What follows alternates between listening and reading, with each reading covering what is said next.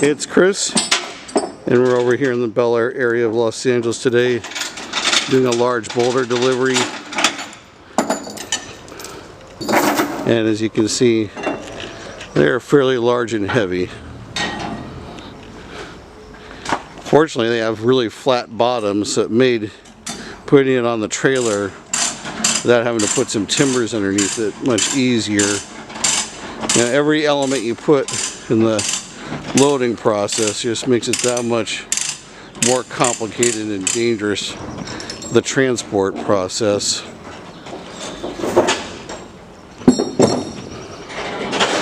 So we definitely hit the legal load limit here.